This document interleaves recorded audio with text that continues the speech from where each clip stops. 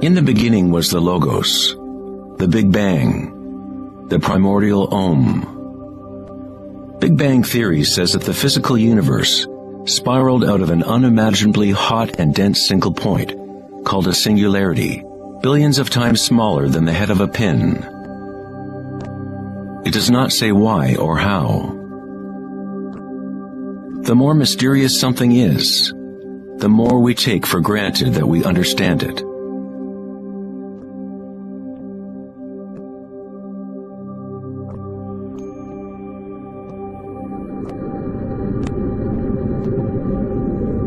It was thought that eventually gravity would either slow the expansion or contract the universe in a big crunch.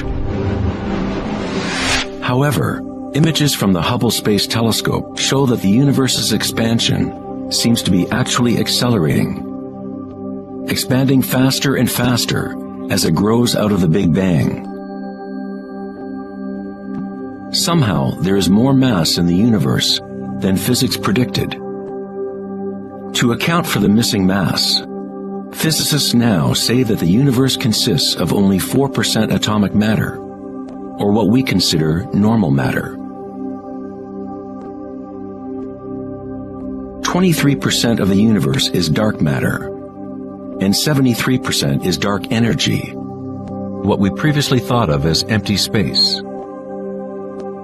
It is like an invisible nervous system that runs throughout the universe, connecting all things.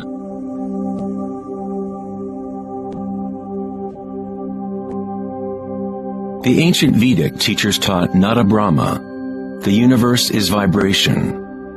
The vibratory field is at the root of all true spiritual experience and scientific investigation. It is the same field of energy that saints, Buddhas, yogis, mystics, priests, shamans, and seers have observed by looking within themselves. It has been called Akasha, the primordial Om, Indra's net of jewels, the music of the spheres, and 1,000 other names throughout history.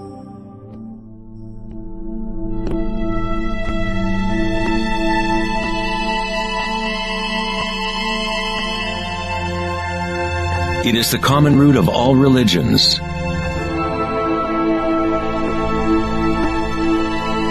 and the link between our inner worlds and our outer worlds.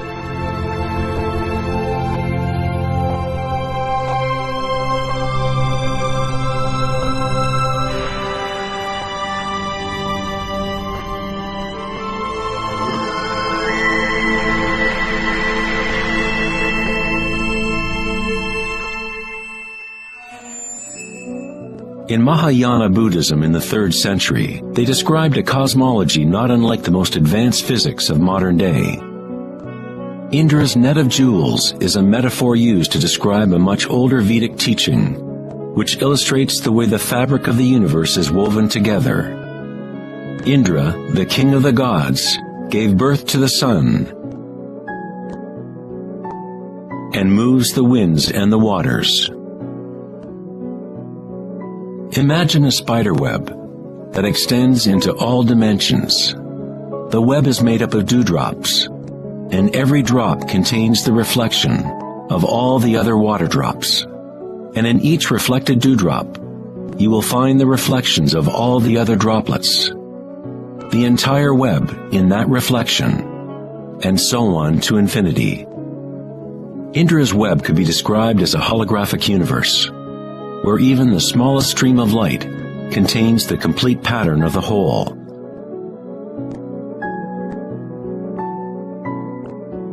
The Serbian-American scientist Nikola Tesla is sometimes referred to as the man who invented the 20th century.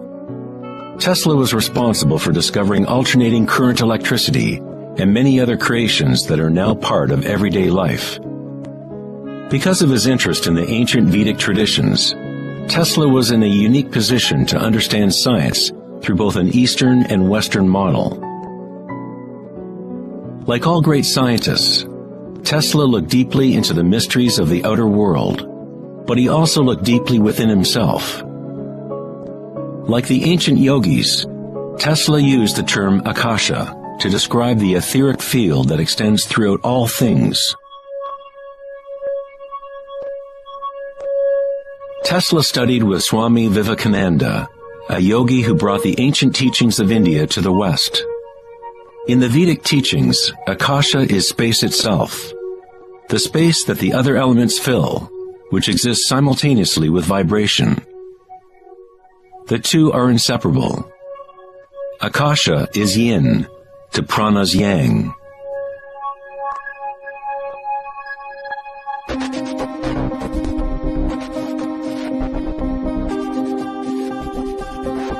A modern concept that can help us to conceptualize akasha, or the primary substance, is the idea of fractals.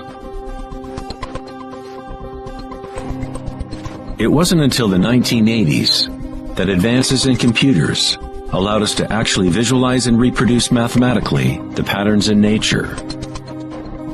The term fractal was coined in 1980 by mathematician Benoit Mandelbrot, who studied certain simple mathematical equations that, when they are repeated, produce an unending array of changing mathematical or geometrical forms within a limited framework. They are limited, but at the same time, infinite. A fractal is a rough geometric shape that can be split into parts, each of which is at least approximately a reduced size copy of the whole pattern, a property called self-similarity. Mandelbrot's fractals have been called the thumbprint of God. Om Shrim Rim Klim Lam Gam Ganapatiye Varavaradap Saravajanam Eva Shavaya Swa. You are seeing artwork generated by nature itself. If you turn the Mandelbrot figure a certain way, it looks sort of like a Hindu deity or Buddha. This figure has been termed the Buddha-bro figure. Om Shrim Rim Klim Lam Gam Ganapatiye Varavaradap Saravajanam Eva Shavaya Swa.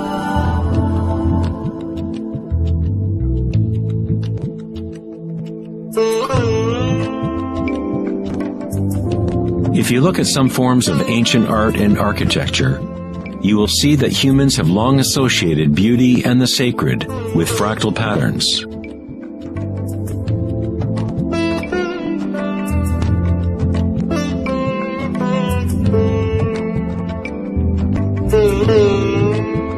Infinitely complex, yet every part contains the seed to recreate the whole. Fractals have changed mathematicians' views of the universe and how it operates. With each new level of magnification, there are differences from the original. Constant change and transformation occurs as we traverse from one level of fractal detail to another. This transformation is the cosmic spiral, the embedded intelligence of the matrix of time-space.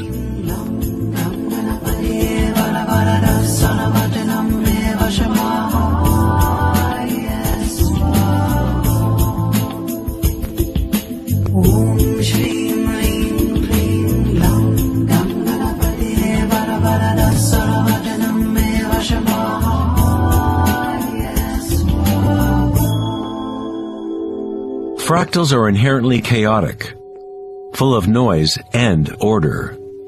When our minds recognize or define a pattern, we focus on it, as if it is a thing. We try to find the patterns we see as beautiful, but in order to hold the pattern in our minds, we must push away the rest of the fractal.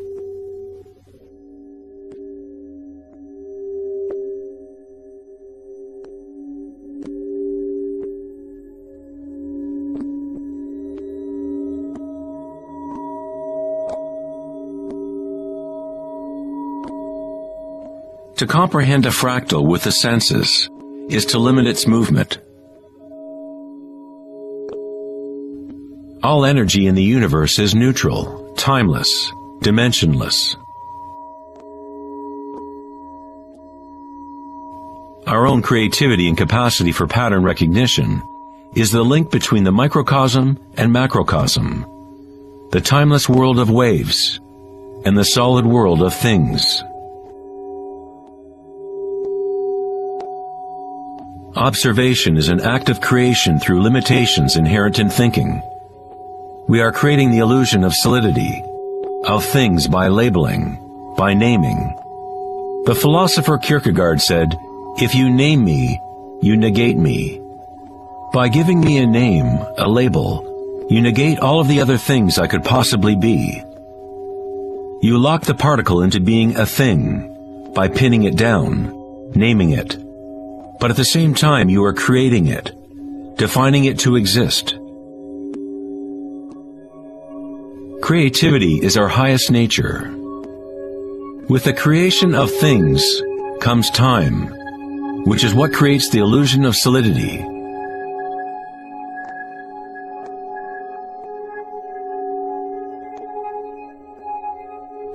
Einstein was the first scientist to realize that what we think of as empty space is not nothing. It has properties. And intrinsic to the nature of space is nearly unfathomable amounts of energy.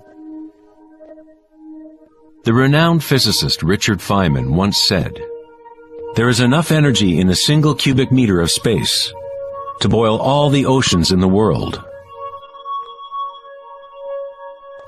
Advanced meditators know that in the stillness lies the greatest power.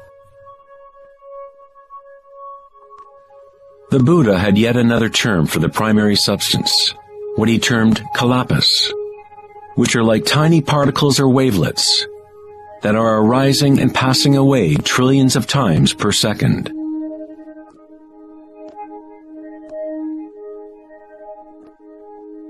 Reality is, in this sense, like a series of frames in a holographic film camera, moving quickly so as to create the illusion of continuity. When consciousness becomes perfectly still, the illusion is understood, because it is consciousness itself that drives the illusion.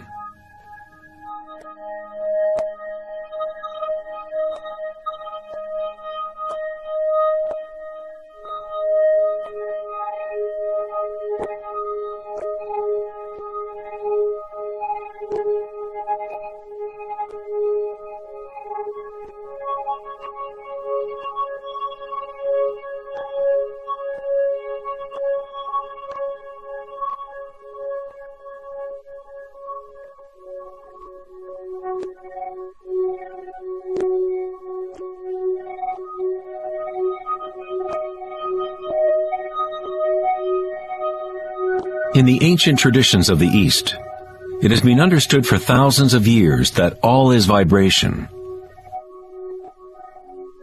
Nada Brahma, the universe is sound. The word nada means sound or vibration, and Brahma is the name for God.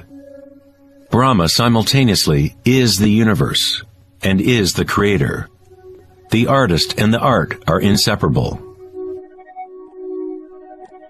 In the Upanishads, one of the oldest human records from ancient India, it is said, Brahma the creator, sitting on a lotus, opens his eyes, and a world comes into being. Brahma closes his eyes, and a world goes out of being. Ancient mystics, yogis, and seers have maintained that there is a field at the root level of consciousness. The Akashic field, or the Akashic records, where all information, all experience, past, present, and future, exists now and always. It is this field or matrix from which all things arise, from subatomic particles to galaxies, stars, planets, and all life.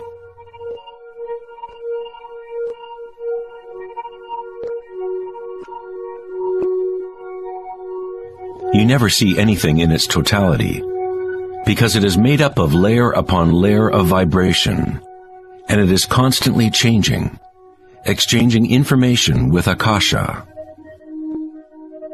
A tree is drinking in the sun, the air, the rain, the earth. A world of energy moves in and out of this thing we call a tree. When the thinking mind is still, then you see reality as it is, all aspects together. The tree and the sky and the earth, the rain and the stars are not separate. Life and death, self and other, are not separate, just as the mountain and the valley are inseparable. In the Native American and other indigenous traditions, it is said that everything has spirit, which is simply another way of saying everything is connected to the one vibratory source. There is one consciousness, one field, one force that moves through all. This field is not happening around you. It is happening through you, and happening as you.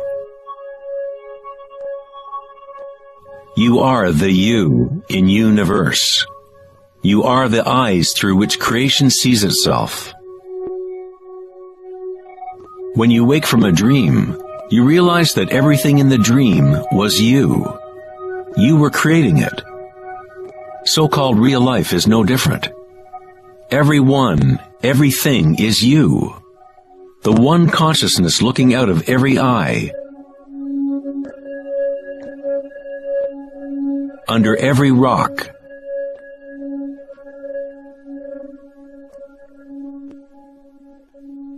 Within every particle.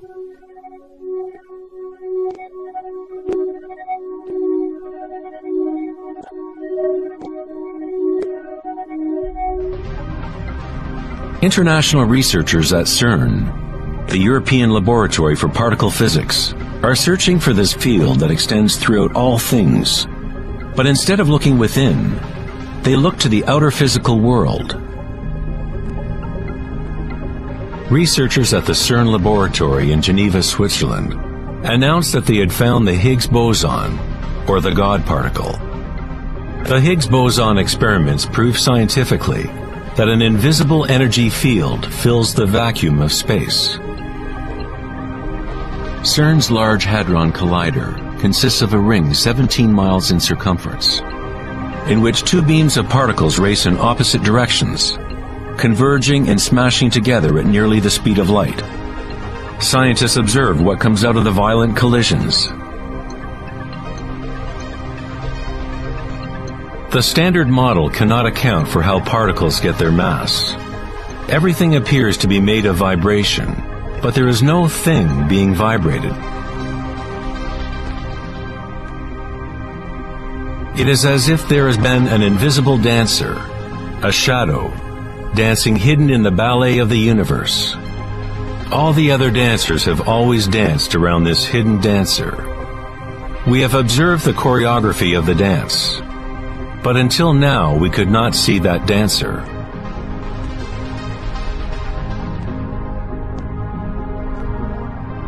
The so-called God particle, the properties of the base material of universe, the heart of all matter which would account for the unexplained mass and energy that drives the universe's expansion.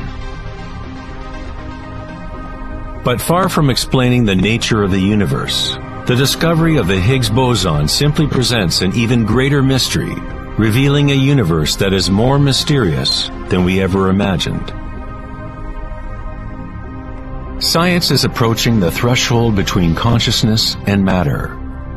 The eye with which we look at the primordial field and the eye with which the field looks at us are one and the same.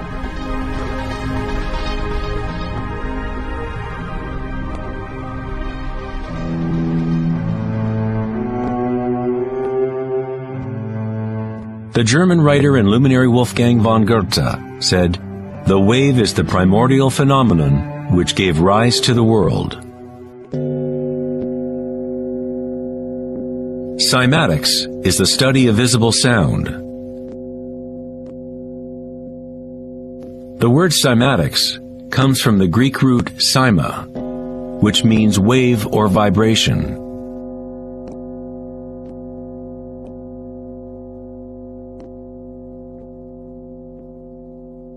One of the first Western scientists to seriously study wave phenomena was Ernst Chladni, a German musician and physicist who lived in the 18th century. Chladni discovered that when he spread sand on metal plates and then vibrated the plates with a violin bow, the sand arranged itself into patterns. Different geometrical forms appeared depending on the vibration produced.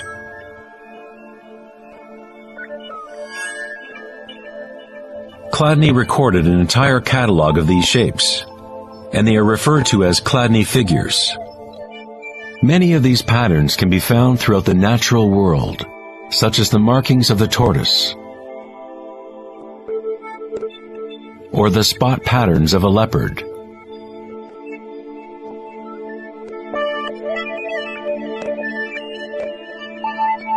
Studying Chladni patterns or cymatic patterns is one secret way in which high-end guitar, violin, and other instrument makers determine the sound qualities of the instruments they make.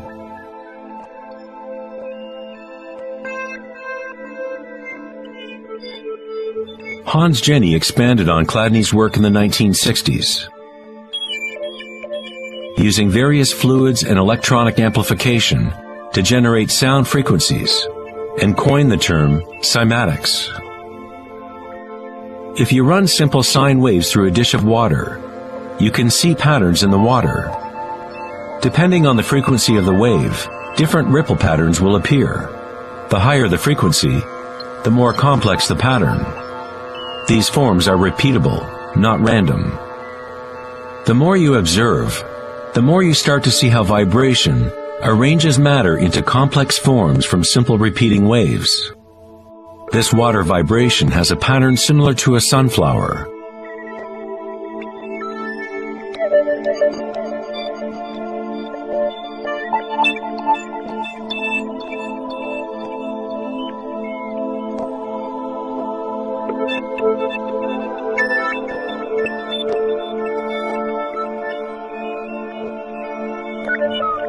Simply by changing the sound frequency, we get a different pattern.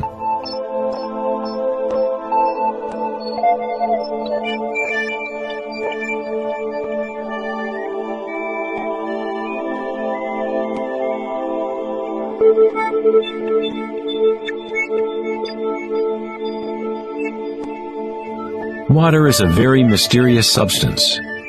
It is highly impressionable. That is, it can receive and hold on to vibration.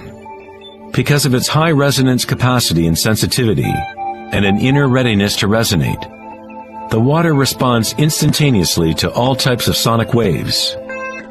Vibrating water and earth make up the majority of mass in plants and animals.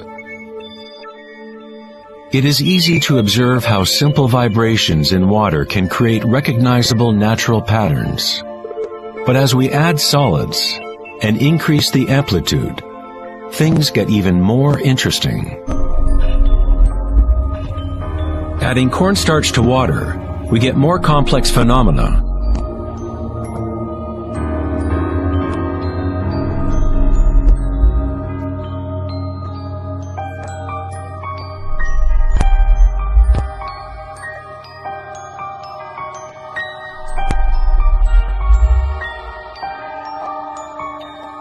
Perhaps the principles of life itself can be observed as vibrations move the cornstarch blob into what appears to be a moving organism.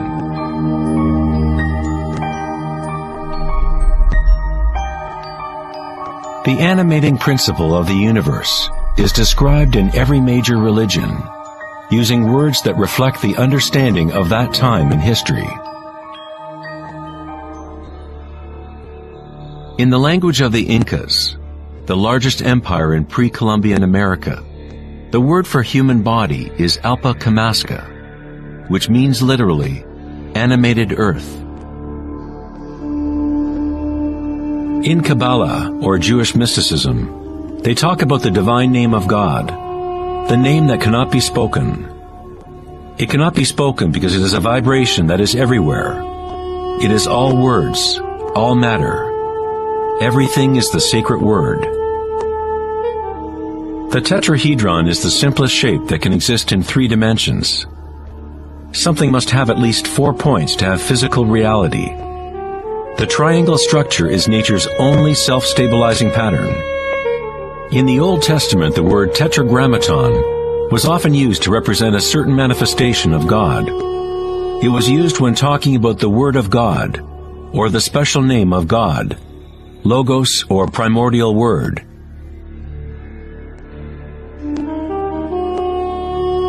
The ancient civilizations knew that at the root structure of the universe was the tetrahedral shape. Out of this shape, nature exhibits a fundamental drive toward equilibrium, Shiva, while it also has a fundamental drive towards change, Shakti.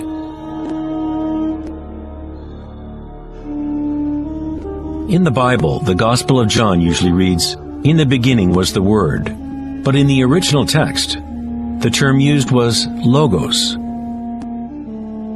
The Greek philosopher Heraclitus, who lived around 500 years before Christ, referred to the logos as something fundamentally unknowable, the origin of all repetition, pattern, and form.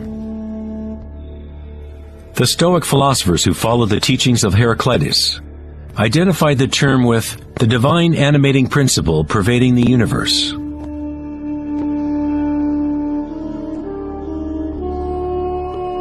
In Sufism, the Logos is everywhere, and in all things. It is that out of which the unmanifest becomes manifest.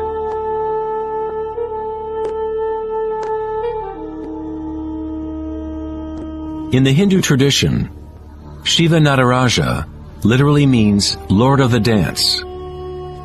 The whole cosmos dances to Shiva's drum. All is imbued or ensouled with the pulsation. Only as long as Shiva is dancing can the world continue to evolve and change. Otherwise, it collapses back into nothingness. While Shiva is representative of our witnessing consciousness, Shakti is the substance or stuff of the world. While Shiva lies in meditation, Shakti tries to move him, to bring him into the dance. Like yin and yang, the dancer and the dance exist as one. Logos also means unconcealed truth. He who knows the Logos knows the truth. Many layers of concealment exist in the human world, as Akasha has been swirled into complex structures, concealing the source from itself. Like a divine game of hide and seek, we have been hiding for thousands of years, eventually forgetting about the game completely. We somehow forgot that there was anything to find. In Buddhism, one is taught to directly perceive the Logos, the field of change, or impermanence within oneself through meditation. When you observe your inner world, you observe subtler and subtler sensations and energies as the mind becomes more concentrated and focused. Through the direct realization of anicca, or impermanence at the root level of sensation, one becomes free of attachment to transient external forms. Once we realize there is one vibratory field that is the common root of all religions, how can we say, my religion, or this is my primordial Om, my quantum field?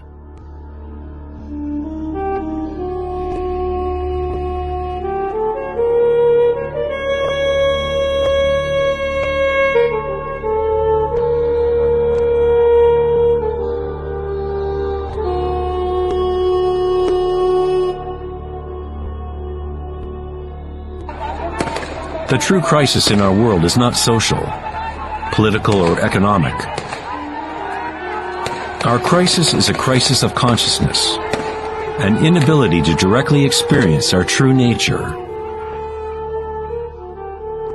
an inability to recognize this nature in everyone and in all things.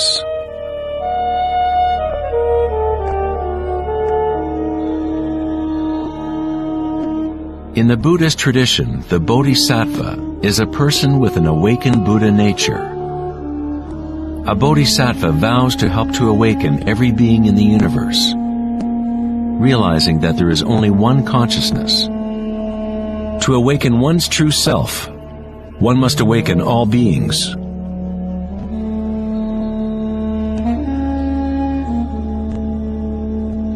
There are innumerable sentient beings in the universe. I vow to help them all to awaken. My imperfections are inexhaustible. I vow to overcome them all. The Dharma is unknowable. I vow to know it. The way of awakening is unattainable. I vow to attain it.